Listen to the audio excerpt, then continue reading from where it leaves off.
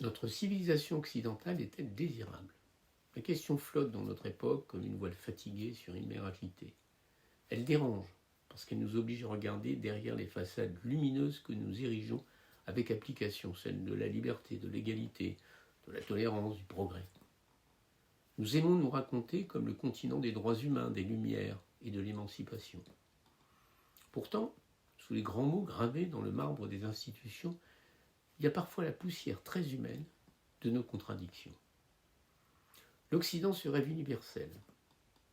Il parle de fraternité tout en bâtissant des frontières de plus en plus hautes. Il célèbre la diversité mais s'inquiète dès qu'elle devient visible, sonore, vivante.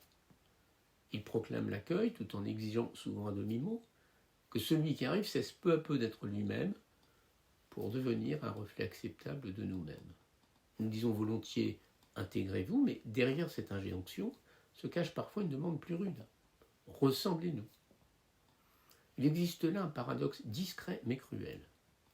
Nous défendons la liberté individuelle avec passion, sauf lorsque certaines différences viennent troubler notre confort culturel.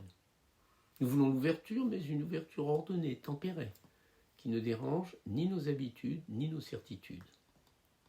L'étranger est accepté tant qu'il enrichit notre table sans transformer la maison.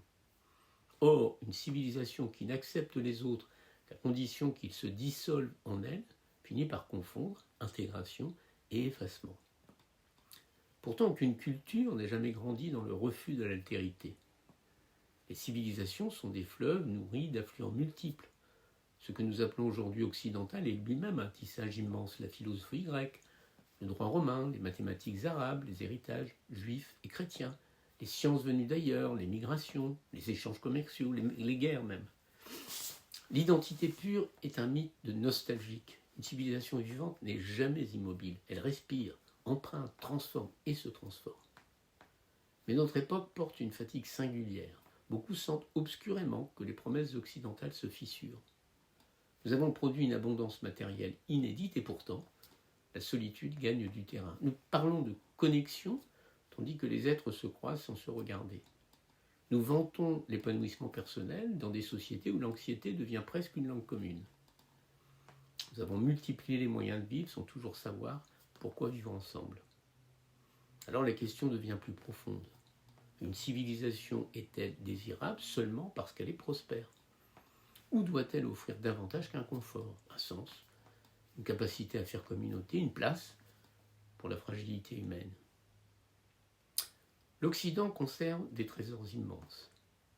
Il a porté l'idée précieuse que chaque individu possède une dignité propre. Il a permis la critique du pouvoir, l'émancipation des consciences, la liberté de croire ou de ne pas croire. Ce sont des conquêtes admirables, parfois fragiles, qu'il serait injuste de mépriser. Mais une civilisation cesse d'être admirable lorsqu'elle transforme ses principes en slogans décoratifs. La liberté n'est plus un idéal lorsqu'elle ne sert qu'à justifier l'indifférence. La tolérance n'est plus une vertu lorsqu'elle devient condescendance. Et l'humanisme et l'universalisme lui-même se vident lorsqu'il ne sait plus écouter ce que les autres cultures peuvent lui apprendre. Car le véritable défi n'est peut-être pas l'intégration des nouveaux arrivants.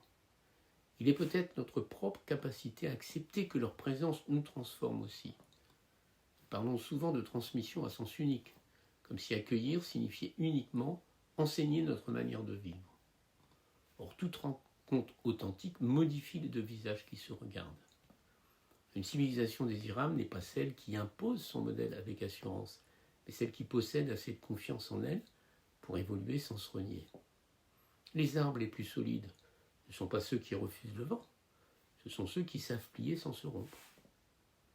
Peut-être notre avenir dépend-il précisément de cela, retrouver une force suffisamment sereine pour ne plus craindre la différence et une lucidité assez honnête pour reconnaître que nos valeurs ne valent que lorsqu'elles s'incarnent réellement.